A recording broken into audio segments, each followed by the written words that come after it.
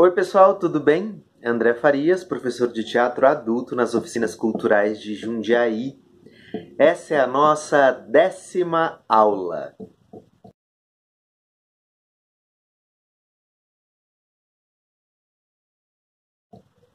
Eu espero que vocês estejam todos muito bem e que estejam acompanhando a nossa aventura de fazer aulas à distância. Pelo Zap eu sei que algumas pessoas estão conseguindo realizar, outras não, isso é muito normal. Cada um está no seu tempo, né? Disponibilizando da sua energia para o momento. Isso é muito importante. Como a gente combinou, uma aula eu dou prática, outra aula a gente puxa um pouco para a teoria. Não dá para desmembrar uma coisa da outra, né? A teoria faz parte da prática, assim como a prática faz parte da teoria, tá? Procura aí a palavra praxis, é bem importante. Quero saber se vocês fizeram a aula passada de alongamento, respiração, Surya Namaskar para a gente começar o dia, saudando o sol.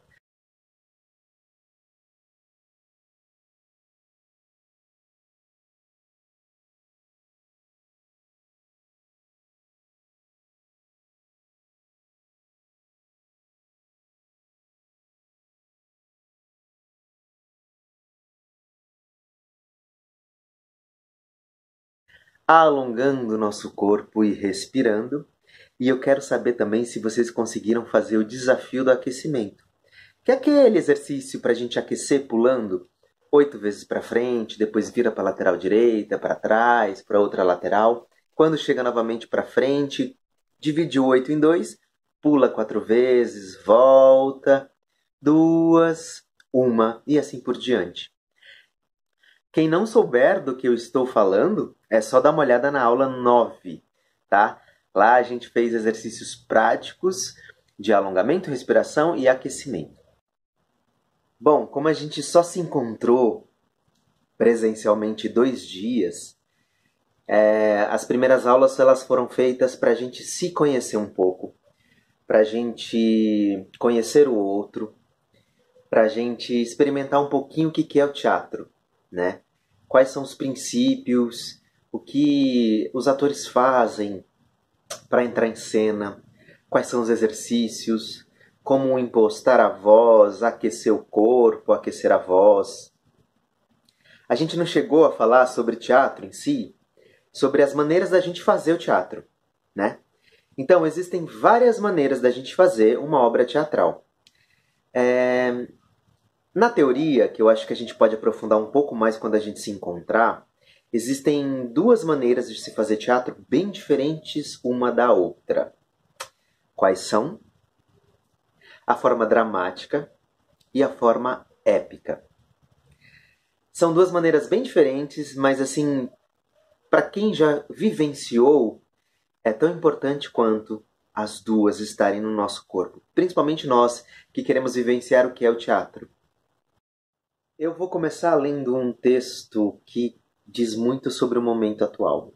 Pensa um pouquinho sobre as manifestações que estão acontecendo, sobre a pandemia que está aí no momento. E é um texto do Brecht, que é esse dramaturgo, diretor, que a gente vai conversar um pouquinho hoje, tá? Do teatro narrativo, do teatro épico. Chama-se Intertexto. Primeiro levaram os negros, mas eu não me importei com isso. Eu não era negro. Em seguida, levaram alguns operários, mas não me importei com isso. Eu também não era operário. Depois, prenderam os miseráveis, mas não me importei com isso porque eu não sou miserável. Depois, agarraram os desempregados, mas como tenho meu emprego, também não me importei.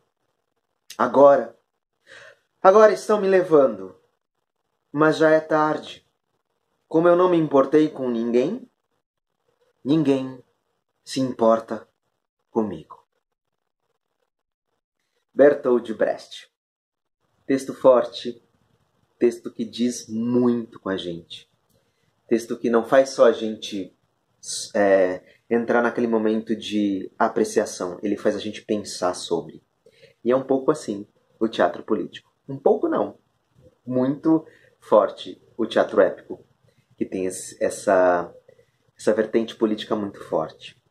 Eu tenho aqui, gente, dois livros para a gente falar hoje, que é o Teatro Épico, que eu já mostrei em algumas aulas, do Rosenfeld, e o Dicionário do Teatro.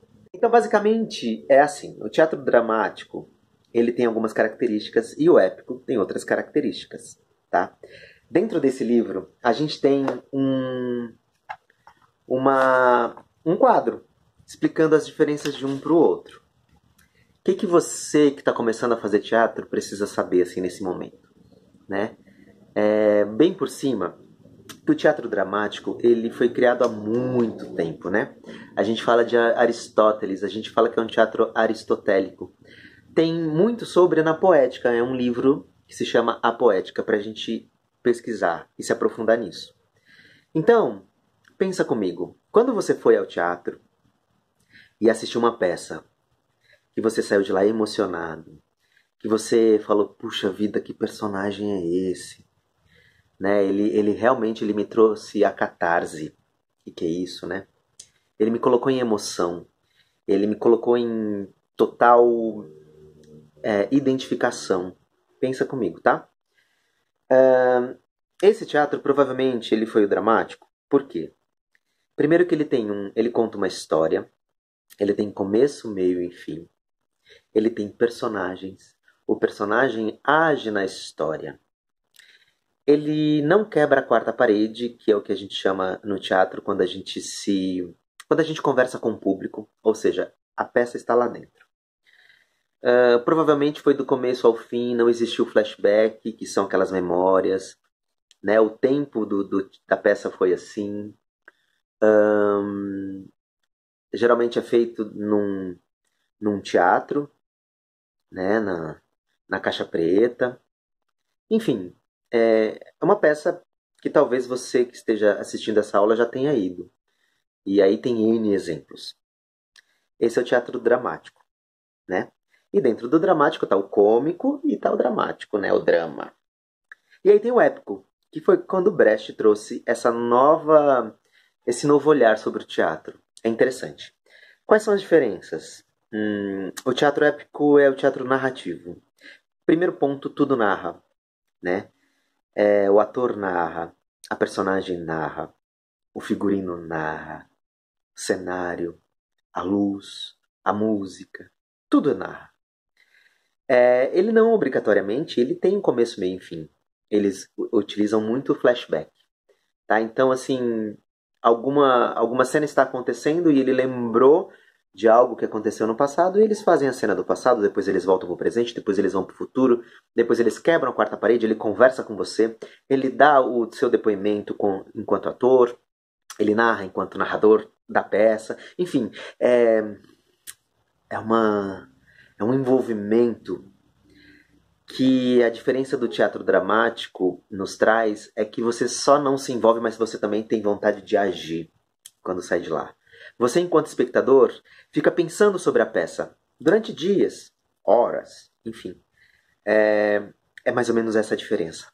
Aqui nesse livro, a gente tem assim a forma dramática do teatro e a forma épica do teatro. Então, só para deixar um pouco mais claro o que eu acabei de falar, por exemplo, na forma dramática, aqui a gente tem aqui atuando. Na forma épica, a gente tem narrando. Entende? O ator enquanto personagem e o ator enquanto ator e personagem. Na forma dramática, envolve o espectador numa ação cênica. Gasta-lhe a atividade, possibilita-lhes emoções, vivência. E no épico, a gente tem torna o espectador um observador, mas desperta a sua atividade, força-o a tomar decisões e concepções do mundo.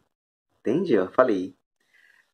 No dramático, o espectador é colocado dentro de algo. Identificação, nota do autor, sugestão. Os sentimentos são conservados.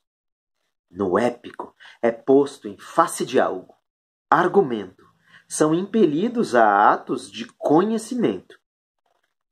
No dramático, o espectador convive. O homem é pressuposto como conhecido. O homem é imutável. No épico, o espectador permanece em face de estuda o homem, é objeto de pesquisa, o homem mutável que vive mudando. No dramático, uma cena pela outra, encadeamento, nota do autor, crescimento, organismo, nota do autor,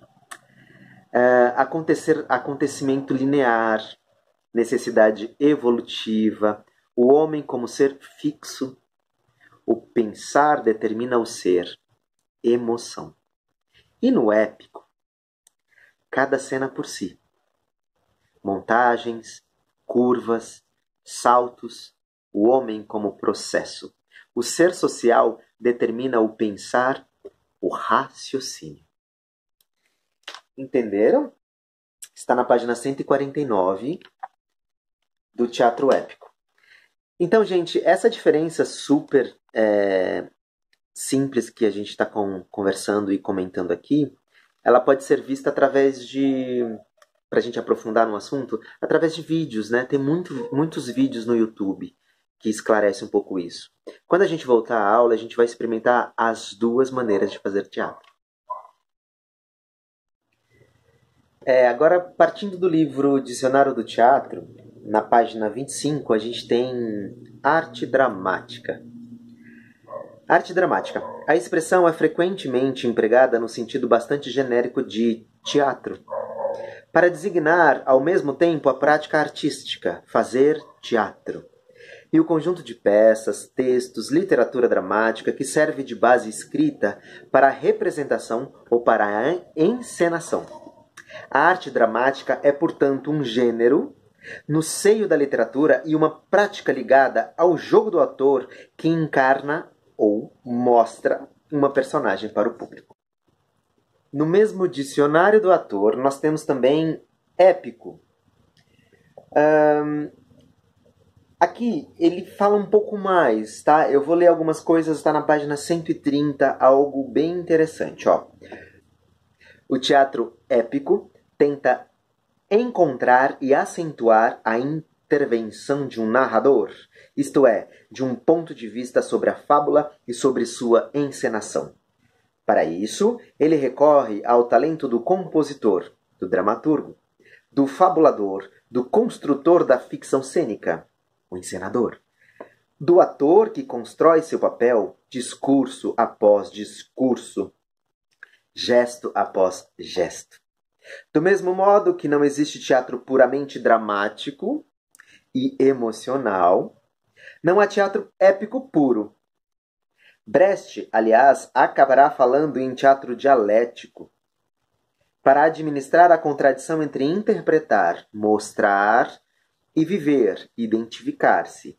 O teatro épico perdeu assim seu caráter francamente antiteatral e revolucionário para tornar-se um caso particular e sistemático de representação teatral.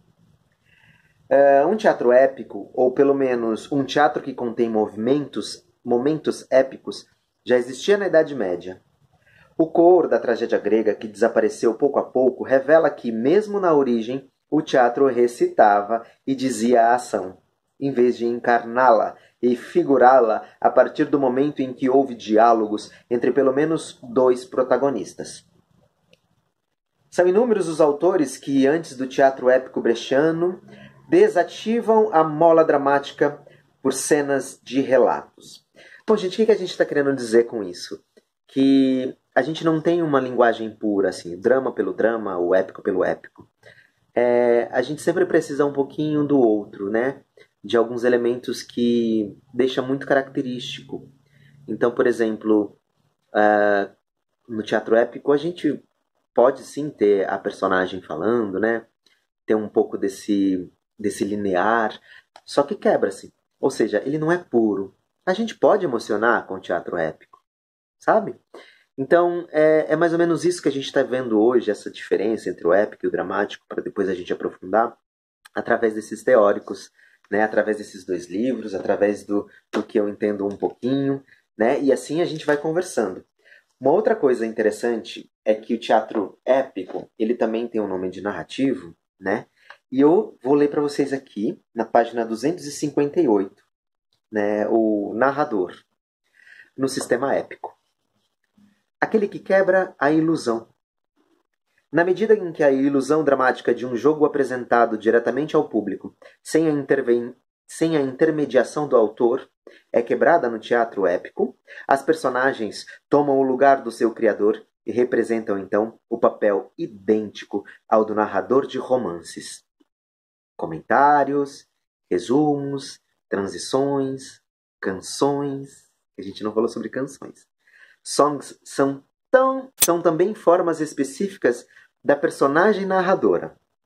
Fica impossível distinguir aquilo que pertence ao papel do personagem, o que ela pode narrar de maneira verossimilhante, e aquilo que é transposição direta do recurso do autor.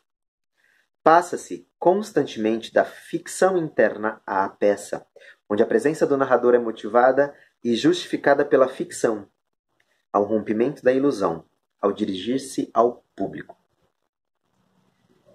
Gente, eu ia ler um trecho da peça Mãe Coragem, mas eu acabei achando no YouTube a própria Maria Alice Vergueiro fazendo, que faleceu ontem, fez com muita maestria essa personagem. Eu tive a oportunidade de assisti-la. Assisti 2 coisas dela. Uma delas foi eu não me lembro muito bem, mas eu acho que é Why the Horse, onde ela encenava a própria morte, o velório dela. Enfim. Obrigado, Maria Alice Vergueiro. Senhor capitão Jantaí! Todos sentados!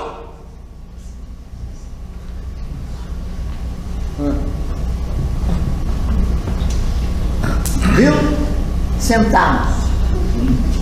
Eles nos conhecem, sabem como nos tratar. Dizem, sentem-se, e a gente se senta. E quem se senta, não se revolta. Eu vou contar uma historinha para vocês. Canção da Grande Capitulação. Quando moça, eu pensava sempre assim: o verão da juventude nunca vai ter fim. De nariz em pé, enfrentava qualquer homem ou mulher, e desde cedo ninguém me aponta o dedo ou mete medo. Além do que, eu sou muito especial, cheia de talentos e carnes, a cabeça recheada de ideias. Eu traço meu destino e acima de mim só as nuvens. Mas o tempo é um blackbird, sempre a grasnar. Tu has de marchar, passo certo, esperto do passo, não sai. Às vezes para, às vezes vai, viu? O que o tempo te faz.